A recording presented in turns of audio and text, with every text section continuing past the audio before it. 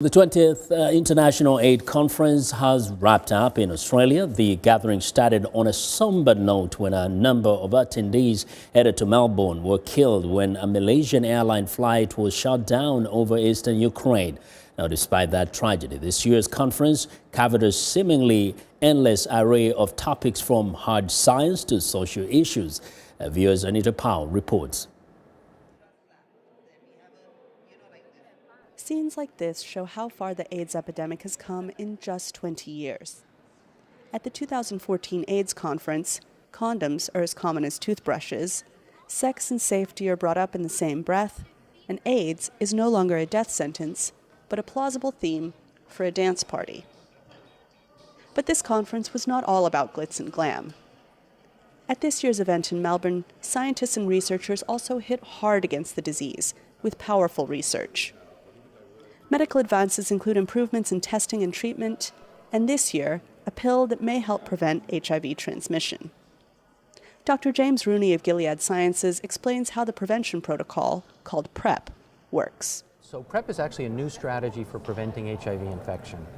It's a strategy that uses HIV drugs that are oftentimes used for treatment, but in this case, the drugs are actually given to individuals who are at high risk for becoming infected. But the event was not without its own tragedy. Just days before the conference began, 6 top figures in the fight against AIDS were killed when their plane was shot down over eastern Ukraine.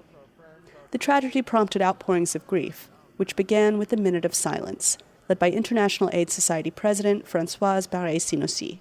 I would love to be telling you that we were opening this conference in happier times.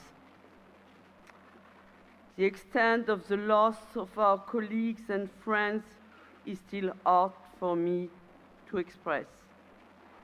We grieve alongside all those throughout the world who have lost family and friends in this senseless tragedy. The week-long event also brought in some big names. We are here on this 20th anniversary of the conference to celebrate so much of progress that has been made because the world made the right decision